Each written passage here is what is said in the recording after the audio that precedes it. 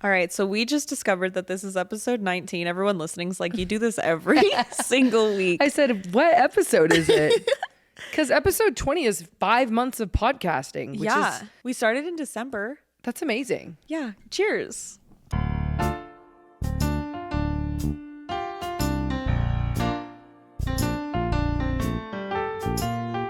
All right, guys, so I have some updates for everyone. Not like anyone gives a shit, but I just got back from Vietnam. Y'all, I went to Vietnam. For a week. You know what's funny? A whole last week. Growing up, we would always say, like, when you had to drive really far, we'd be like, yeah, I'm out in Nam. No, I was literally out in Nam. When she was leaving, I was like, you're going to Nam. And it, like, clicked with me. She's actually going to Nam. And then even, I think I was talking to someone today. He was like, damn, it was almost like you were, I was like, in Vietnam? She posted a reel while she was over there, and someone commented, like, translate this in Vietnamese, please. Someone said that? Yeah. Oh, me not ever reading my comments. When I was in Vietnam, I asked my boss. I went with my boss. She's Vietnamese. She's from Vietnam. We went to her hometown for the first couple days because she owns a manufacturer for the company that I work for, and it's stationed in her. There's one in her hometown, and then there's 5 of them. Anyways, you guys don't care. One thing about me, I love to give details that no one gives a shit about. No one asked for. In my head, they're so crucial to the plot, but they're just not. I'm working on it. Anyways, I got there and no one could understand me, which, like, no shit. I kind of figured. But you go somewhere like Mexico, that was the first place I'd ever gone where, because I feel like English is pretty much a second language everywhere you go. Actually, English English is like the universal language. Yeah, like I feel like it's like thank you, hello. It's pretty much universally understood. Not where I was. Not one person? I would say hello. They would nod at Nothing. me. Like they knew I was saying hello, but it was almost like they didn't. Or when I said thank you, they would look at me like I was speaking a different language. And my boss did say that English is a second language in Vietnam, but when you're in the more impoverished parts of the country, it's not, obviously, because they don't have access to They weren't taught that. English growing up. Yeah, and absolutely. I'm sure it's like that in some areas in Mexico too. I've just only ever visited like resorts or gone there. Like, I don't know, spring break. Well, yeah. Wasn't a lot of English going on. But I was talking to someone from Mexico and they said Rosarito, which is where we went to spring break. They said Rosarito was not really considered Mexico. It's more like California. Really? To Mexicans, yeah. Oh my gosh, it's like which makes sense. Yeah, I mean, we were there for spring break, and it wasn't like anything that crazy, you know. Yeah. Like it was definitely it's definitely not like America. third world there or anything. No. Yeah, it wasn't like America, but it wasn't third world. Well, I think that's kind of the thing is universally, like all over the globe, they teach English to kids growing up in school. We're so lucky, by the way. Do you have any idea how spoiled? When I was overseas, Norwegians, Spaniards were speaking to each other in English because that was like the common connection. Yeah. And I'm just like, I understand everybody. Yeah, yeah. And imagine that not being your first language. No, and they all had to go learn a second language, while as we were just like entitled to everybody else understanding what we're saying. Which is crazy because I've tried to learn. I wish I would have taken Spanish in school growing up, but I took French for whatever fucking reason. Literally useless. And not only that, but I also took it for 6 years. Can't fucking speak it. Like French is a beautiful language. Yeah. But it's not spoken. Yeah. Unless you're in, you know, France. So the reason I chose to take French was because I think in the 2nd grade, I went to a private school and they were teaching me like fucking multiplication tables in the 1st grade and shit. They were also teaching me a foreign language, 1st grade, and they were teaching French for whatever reason. So when I got to pick French or Spanish in middle school, I think I chose French because I was like, I've already taken French, bitch. All you know how to say is bonjour. Bonjour. Like, yeah. Well, croissant. They say that it's a lot easier to learn a language when you're a child. Yeah. You're just a lot more susceptible to remembering it. For like people that I know that have grown up with immigrant parents that have come from their country to America and they didn't speak English, but then they were raised speaking their native language, let's say Spanish, and then they learn English from going to school. Like that's one thing, because not to say that's not more difficult or hard on a child, because I can't imagine, obviously, but imagine the immigrant parents or like the people that moved here not knowing a lick of English. Because like my boss, she didn't know any English when she moved here when she was 18. And you're just immersed in this culture. And I asked her, because I got a little taste of that visiting her country. I was like, was it hard to learn English and to not be understood or have anyone understand you? I can't imagine being 18 years old, leaving your hometown, leaving your family, leaving your country, everything you know, moving to a huge place like America where it's so so different. Like I can't even put into words how different America is to where I was in Vietnam. And then to not be able to speak the language. And then just having to figure it out. And just to figure it out. And just the only way that you figure it out is by hearing it over and over and over. She said she watched a lot of movies. Because you don't have anything to understand. Like someone holds up a cup and they say cup, but you don't. There was one scenario where so what I did when I went down there is I was helping film I'm a content creator for this company that I work for, and so they sent me down there with a camera and a dream. They said, God bless.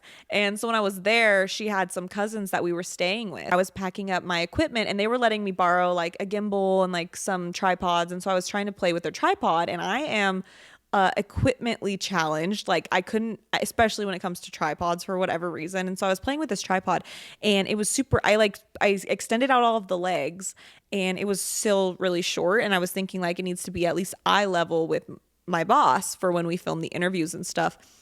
And so I was trying to communicate this to the person that's tripod it was.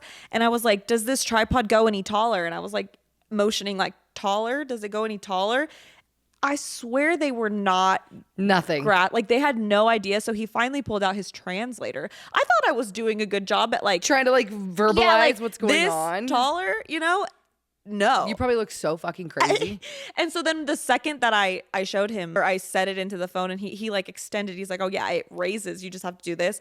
And I was like, okay, thank you. But it was just so crazy. The second he understood me, he knew what I was talking about. But up until that point, I really felt like a fucking alien. Yeah.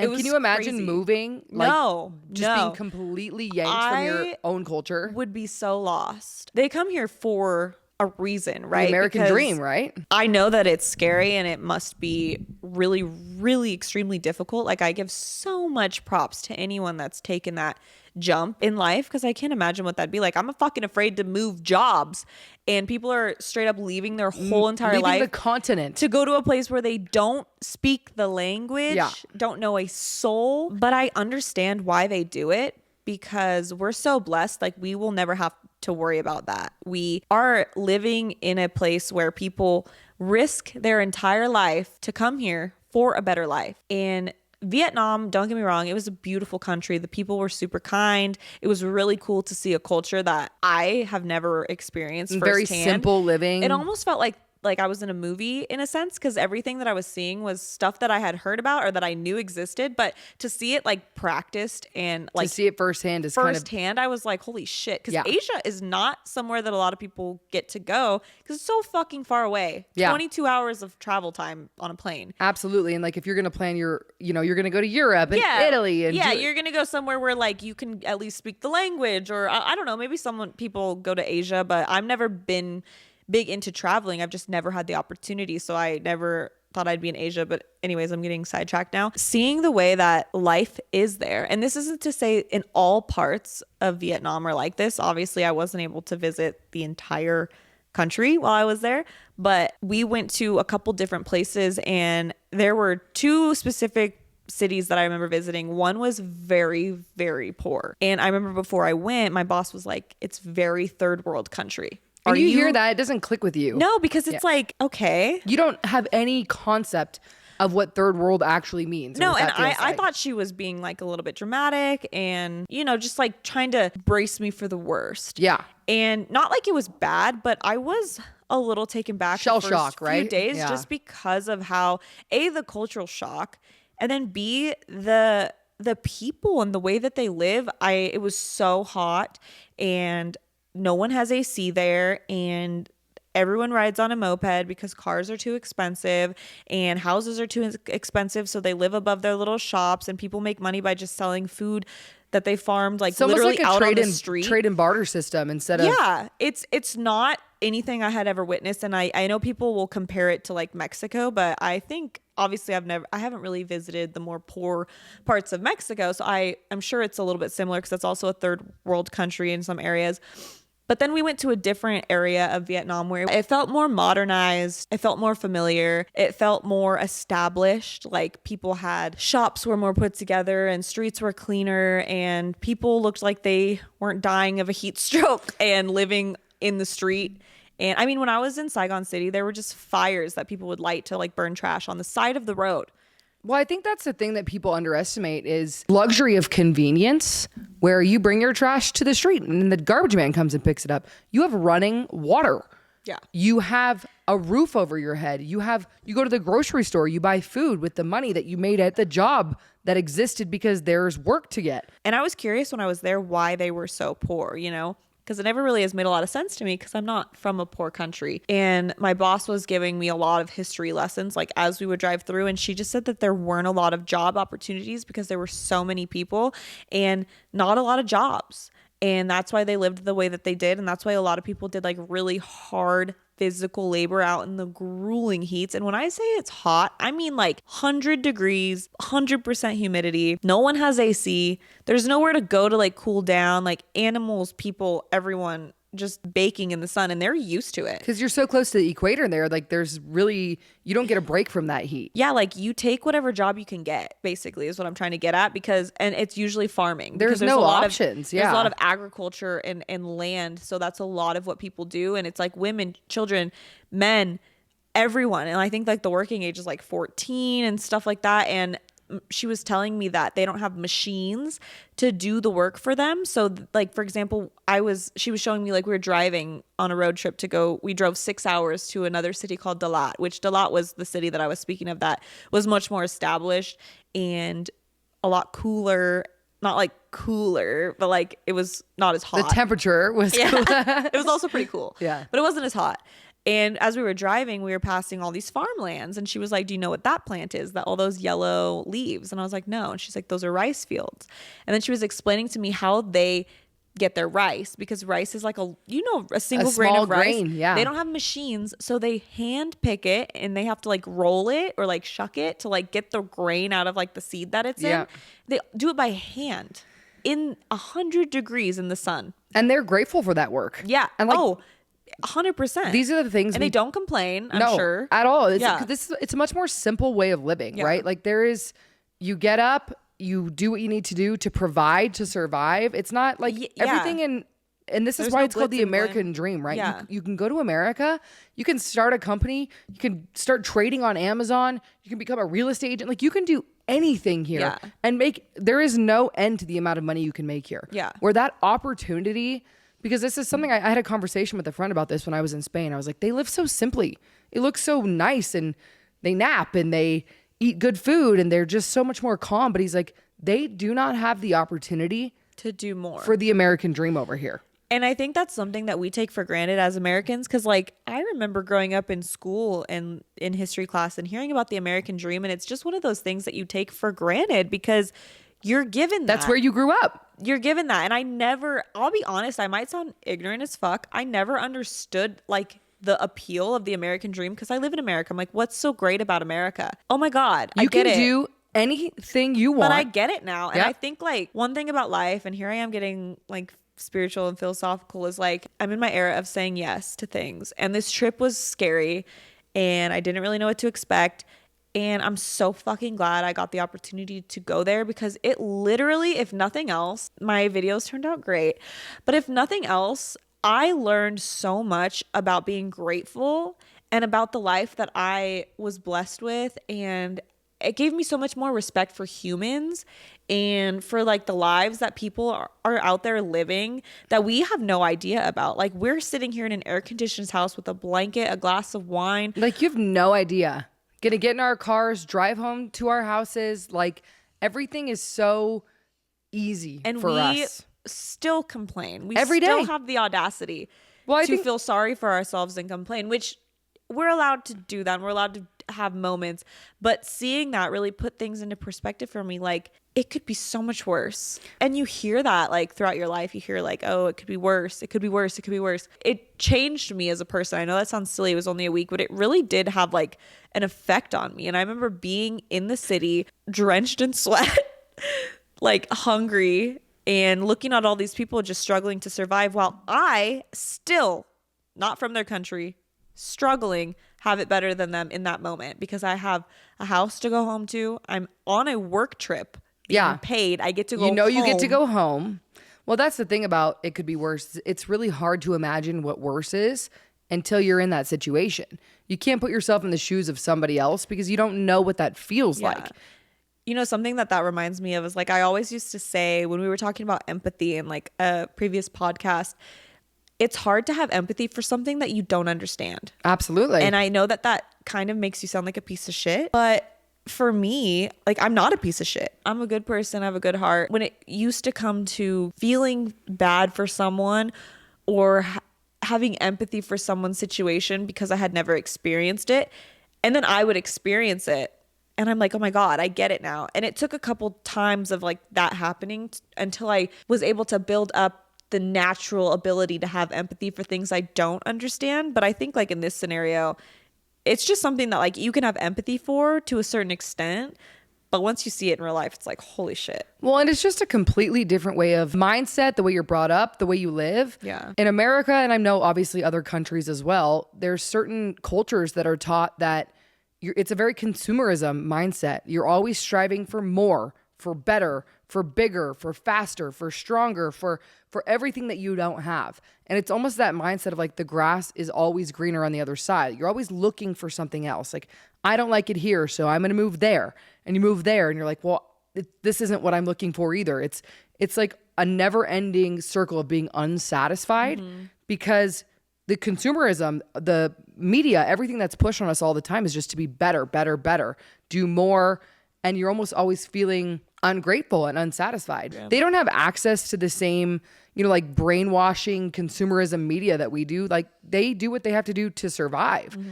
And in some instances, I feel like people in those situations are a lot more happy and a lot more grateful. Well, the grass is greener where you water it, first of all.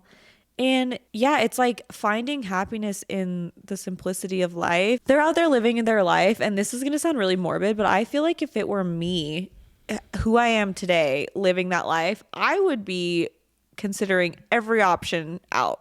Well, and I think even the most morbid choices, but they are happy living that way because that's all they know. And they have their family and they have, they have food on the table and it's hot, but they have a job. They're grateful to be alive. They're just, yeah. I think it makes them like good people. And honestly, like obviously there is certain individuals who that's not enough. Yeah. And they pack their bags at 18. Or they see their family struggling. Yeah. They know what they went through growing up. And they know that they want more and they strive for more. And that is the epitome of my boss. My boss is honestly such a badass because that was the situation that she was in. She grew up super poor, living in Vietnam. And I got to see it firsthand. I got to see her childhood home, her childhood town. I got to meet everyone from her family to her friends, so many people. They were all so incredibly nice. But she was the one that decided she wanted more. And more for her family. And more for her people. Uprooted her entire life, came to America, didn't even speak English, learned English through watching movies with the subtitles in Vietnamese. So badass.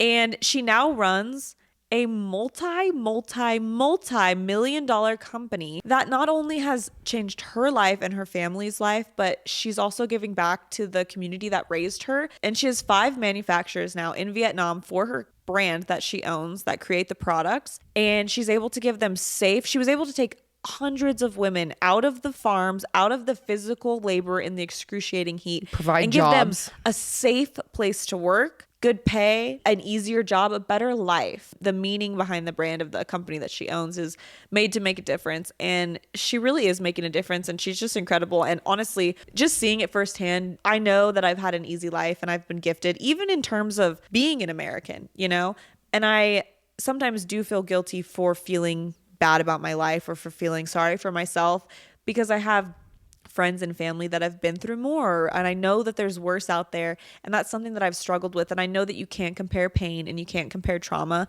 but truly getting to see the strength that some people have because they don't get to have a bad day. They don't get to feel sorry for themselves. They don't get to be unmotivated or lazy. They have to get shit done to survive. And that was so eye-opening for me. And it really has made me appreciate the smallest things like fresh air, clean water, AC. Well, and it's so amazing. Like there's so much greed when it comes to big businesses and manufacturers and that kind of stuff. Like they put sweatshops in China and child labor. And like you hear about all this horrible stuff, fast fashion. And a lot of the brands that are our competitors, it's an eyelash company. That's where they are. And that's kind of what we pride ourselves on is like ethically sourced, Like, yeah, like we know where our products come from. We know the workers. We know it's not child labor. We know they're being paid. we're We know, helping the people. Yeah. We're here for the people. Yeah. And that's like one of the biggest things about being an independent person who's come from struggle. So you hear about these multi-million-dollar businesses where it's passed down generation through generation and people have never known struggle. Yeah. And we've touched on, if you don't know struggle, Yeah. you're probably Can't not relate- that good of a yeah, person. Can't Like, relate to you. you don't care. All you care about is the bottom line. Whereas Yeah. someone like your boss who has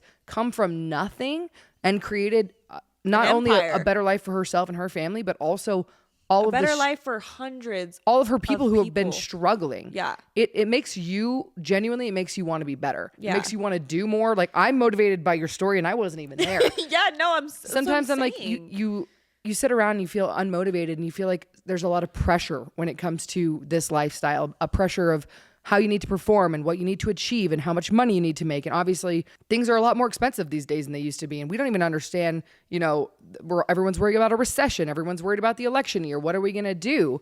But we have so much opportunity. There is nothing that we you can't do. Yeah. And so I think a lot of people, especially in this country, and I guess I can't Lose sight of that. yeah, I can't speak to how people feel in other countries. I guess I don't really know, but Right.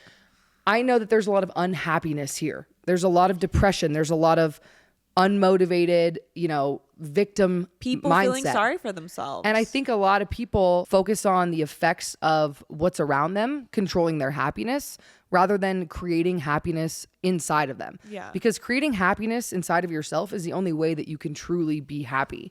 And I think a lot of people that come from situations where that's kind of the only option. Yeah, they just know how to be happy and they know how to create happiness for themselves because they know that that's at the end of the day where it comes from. And they're grateful for like the smallest things in the world. Like, we don't even think twice about having fresh running water. Yeah. To us, that's just A given. if we didn't have water, it'd be a problem, Yeah, right? yeah.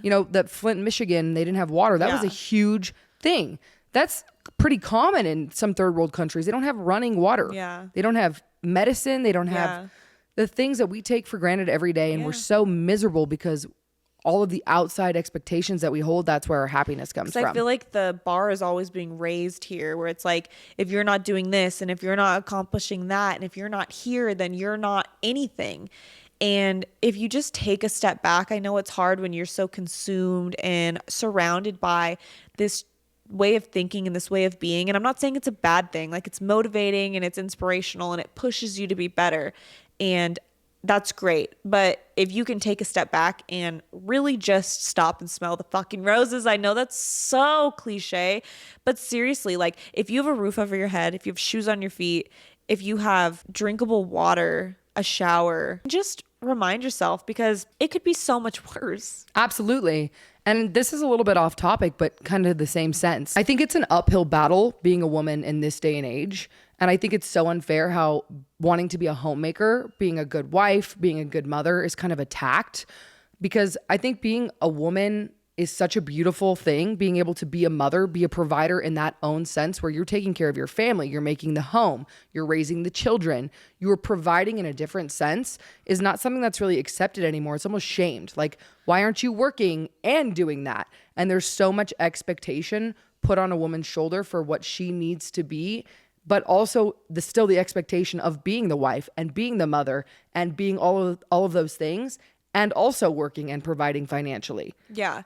No, I 100% agree that being expected to be a mother, a stay-at-home wife, cook, clean, and then also be the fucking boss when it comes to making money and running a business and having a job and all of that combined is unfair. I think the reason that there's such an uproar about that, about being a trad wife or being a woman that just wants to take care of their family, because there's nothing wrong with that. There's no shame in wanting to do that. I don't think any woman would ever say that there's any shame in that. I think the reason that women are fighting against that is because that is what is expected of us. And I think a lot of women feel like, because for me, even if that's what I wanted to do, I think having that expectation set in place by like a man pisses me the fuck off. That's the part that pisses you off. I think yeah. that, and I think for a lot of women, that's what it is rather than, but it has, I will agree, it has turned into like almost like a reverse effect where we are retaliating or women are retaliating against it. And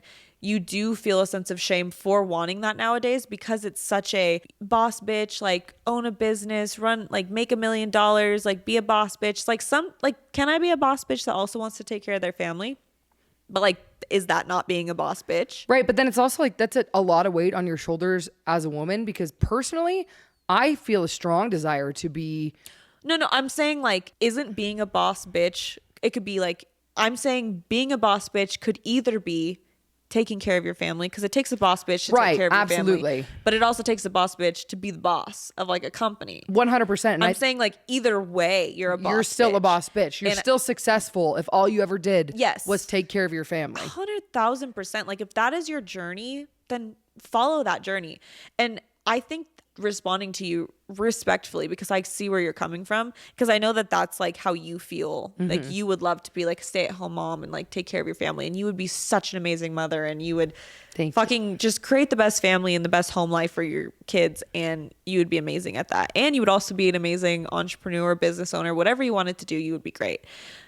I think for me, what I've seen in the world is because a lot of men expect, not all men, right, but like a lot of men expect women, that is their job, that is their role. And I think, you know, I saw a TikTok, it was funny, she was like, I just want to talk to the lady that fought for women's rights to have jobs. I just want to talk. Like why did you do that? Can I just, like, I would love to just not.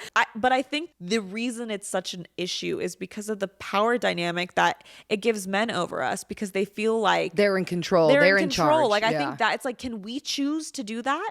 Or is that the role you're giving us? The expectation that's been set for us. Because I think if women were given the option to have that role rather than it being an expectation, we would be more inclined to have that. But after, like, you know, history of women and like the shit that we've been through as women, we just want to have our freedom and we want to be separate from men. And I think that's where a lot of we want to be a boss bitch, because we want to not have to rely on a man. We don't want to have to rely on them for money. They're not as reliable as we thought they were. No, they're not. Women are actually much more reliable. And honestly, I don't think I could ever be a truly stay at home, because I would go fucking insane. I don't think you could either. No, I literally. But I think you could for a few years. The first couple of years, 1, 2, and then I'm done. I need to have a purpose, right? I need to have like a higher reason. You don't think your purpose could be caring for your kids? I think it could be until they become independent. Yeah. Right? Because you don't want to become one of those people who's so attached to the idea of caring for your children that you never let them become their own adults. So I absolutely need to have my own thing. I think my biggest issue with this is that I think a lot of women are expected to still be the homemaker and also provide financially. But the man doesn't provide for the child the way that he should, considering people are both like bearing the same amount of weight. Like, I don't think that it's fair that a woman is solely expected to do both, raise the children, wash the dishes, wash the ass, and work a 9 to 5. Listen, this is just my opinion. If I'm raising our kids by myself, you're bringing home the income. And if you have a problem with that, you're a bitch. 100%. If you want me to bring home the income, that's fine. You take care of the kids, and that's fine. That's the roles we've worked out. That's 50-50, which is what a marriage relationship should be. If you want to split the tasks 50-50, we both take care of the kids, we both work, bring home the then bacon. That's fine. But if in any instance, ladies, if anyone or men listening to this feels like they're taking on 90% of a role, that's not fair.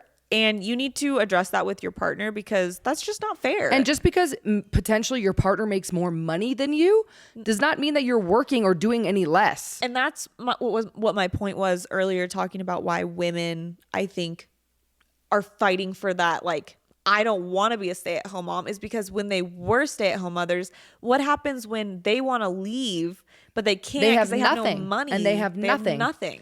And they get a divorce. Yeah. And maybe they get something out of that divorce, but they still have no job experience, nothing to fucking stand on. No resume, yeah. Their kids are 16 years old. And they still have their kids, because guess what? Dad is still not fucking pulling his weight. Well, and I think this is the biggest point of this is, like, be careful who you marry, because I was talking to a friend who was telling me a story about someone who married a man who was extremely emotionally, financially abusive, and it never got physical, right? So you make excuses. But it wasn't a good relationship. It was a very 90-10 relationship where it was her pulling the weight and doing these things, and his reactivity, his explosions would be her fault. He said, the reason I act this way is because you make me act this way, right? So it's not a good relationship. It's not a healthy relationship. And 15 years later, as she's been abused for 15 years and she's raised children who are now traumatized and the cycle fucking continues, right? Right. She says, well, he's been doing a lot of work lately and we've been doing a lot better and a lot has changed. And I'm so glad that I didn't just give up because I feel like so many people give up on marriage so easily. Well, the fucking point to that is, why would you marry this person in the first place? Right. Because the argument from her was people give up on marriage too easily. Well, my argument is stop marrying shitty fucking losers. Period. Who aren't going to take care of you, who don't care about you, and are narcissistic, egotistical, psychopaths. Move the fuck on. Fucking period. like, what the fuck, dude? Because here's the thing. You are on the verge of marriage. And I've never been so certain that no matter what, if you marry this man, you're marrying a good man. A good man. And that's all I would ever allow you to do. Like, what am I? I'm not going to like hold your hand behind your back. She chains me in the closet. She really would. But like, no, but dead serious. I can't imagine like I mean, I know you can't control people, but it's just like, how do you fully commit to that? Said, I'm seeing red flags every 5 minutes. Like, let's get married. Because here's the thing. You see those things once you're married. Those things were there before you got married. I don't give a fuck if you tell me it wasn't there. Yes, it was. It was. I've lived long enough on this earth to know that people are who they are. And it doesn't just one day magically change. Just like how if they're acting a certain way, they're not going to just one day magically change. Like, that is who they are. What did Steve Harvey say? They've shown you who they are, and that is who they're going to be. Believe them. Yeah. Believe them. Because I'm not saying that people can't change their habits, but people do not change who they are to their core, their morals, their values, the way that they, especially, I'm going to get fucking called out for saying this, but especially men to women. There is men that have a power trip. They're egotistical. They do not care about how you feel. They only care about how you make them feel. Mm-hmm. But that's on like, and I feel for the women that maybe married their first narcissistic relationship they'd ever been in. Like, we were lucky because we went through hell and back with the worst men, but we're able to take those experiences and see them now so that we don't get stuck with those people. But I think back to like, if I had been older dating this person and if they had married me and I had married them, I would be stuck with that guy. Because and same with you. At that point, when we were enthralled in that relationship, we probably would. That's what I'm saying. Shit, I almost went to the courthouse with that man. No, that's what I was like 12. That's what I'm saying. So I understand how it happens. But this is why we talk about this stuff, because if this is you and if this is a situation that you're in, it's never too late to leave. Stop fighting for your marriage. If he treats you like that, it's not a marriage. And here's the thing about Madison and I. We're very different in our advice. Like, she'll tell you you're fucking dumb. Axe. Get the fuck out. Not you're dumb, but like, she'll tell you how it is, point blank. Yeah. I have a little bit more like sensitivity to it. Not that she's not sensitive to it. She just doesn't like it. She doesn't like when she sees good women or good people. It could be a man too. Like, she doesn't like when she sees bad things happening that she doesn't agree with, that she knows you could make. And I can see it. Like, and she really is a good judge of character. Can see it for what it is. And I think, I don't know if that was because I just went through it for so long. You went through a lot, for sure. And for a long, like an extended period of time, and like in a very, you just have no patience for it now because you can see it so clearly. For me, I'm still going through the motions and I still don't make the best decisions and I still care for people that I shouldn't. And so I am more on the sympathetic side of this relationship. You're like, take your time, get out of it when you can. No, I don't feel that way, but I do understand how hard it is. And I do understand that it doesn't make you weak if it's not going to be tomorrow that you leave. If this is resonating with you, if it's hitting home, I'm not going to judge you for not leaving. She will. I'm not. But you know what? You need a friend like that. They'll be there for you, but you're being judged. Someone's got to call you out. If your friend's not calling you out, then they don't fucking care about you. But from my perspective, like, I know how hard it can be, and I know that as long as you know deep down that it's the wrong relationship for you, you'll get out and you'll be okay. And that's why. But if you're denying it, then you're fucked. And that's why I'm saying, like, and that's where she comes in, because she'll fucking. If you're saying you want to fight for your marriage because you feel like fighting for your marriage is the right thing to do, I stand by that. Yeah. Like, don't get married because you think it's cool and you're cool with getting a divorce 2 years later. I agree fighting for your marriage is important, but don't ever let people's judgment and expectations of you fighting for your marriage be the reason that you don't get out of an abusive situation when you know you're not happy. You were probably never fucking happy. You married the wrong person. It's okay. I think the thing about us is we learned our lessons pretty young, a lot younger than most women. We were in those shitty, toxic relationships when we still had time to get out. We still had time to learn and like take like a second chance, take the experiences and bring them into our new relationships. Whereas I think a lot of women, they don't get into that shitty first relationship until they're 25, 26 years old. And they think, well, this is the be all end all. But that's what I want to like accentuate, if nothing else, from this podcast is like, it's never too late to create a new life for yourself. I don't care how old you are. I don't care if you're 50 years old. You can 100% leave a relationship and find happiness. Leave a job and find happiness. Leave a city and find happiness. Like, you do not have to stay somewhere where you're not happy. And take it from me, I'm really bad at leaving things when you're in your comfort zone. Like, because even if you're not happy, that doesn't mean you're not in your comfort zone. Yeah, you can still be comfortable and but you unhappy. Create your own happiness. And that's what we were talking about earlier. And it's so true, because doing the scary thing, and that is something that I also have been realizing lately, because taking this new job was really scary for me. And I'm so glad that I did it. And I almost chickened out because I was scared of the unknown. And I just think, do the thing that scares you, because the worst that's going to come from it is that you're going to grow. And if you're not happy where you're at, you might as well find out what else is out there. What do you have to lose? Being more happy somewhere else? Like, whoo. This episode is coming together with the common theme of create your own happiness. Don't let people treat you like shit. Be grateful for what you have. Be grateful. The grass is greener where you water it. Yes, period. period. And if you are having thoughts about something and your instincts are constantly telling you that something's not working, trust it. It's probably not working. We can't cheers with an empty glass. That's bad luck. So we're not going to do that, even though I have 100 olives in this glass. Ellie needs to eat every single one of those fucking olives. Well, I didn't put all of these in here, Madison. It was me. I did it. She made me a martini and it was so strong. So she just added a bunch of olives to compensate. I'm like, a martini is strong? It's literally pure alcohol. No shit, it was strong. Well, I haven't been drinking recently for 1 week. She had one sip of her martini earlier and she's like, I'm kind of drunk. I was like, I was. You had also, a quarter sip. Also, it was a strong martini. But we it will was still gin and olive juice. Teeny time.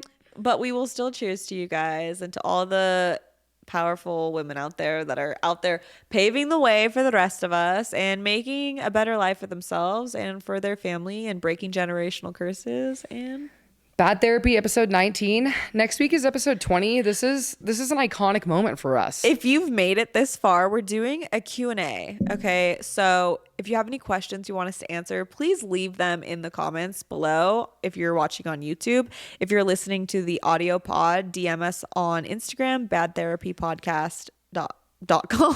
.org. If you're listening to the audio podcast, it's badtherapy.podcast on Instagram. And it's going to be a celebratory episode. Next week's going to be fun. Yeah. So tune in. We'll see you then.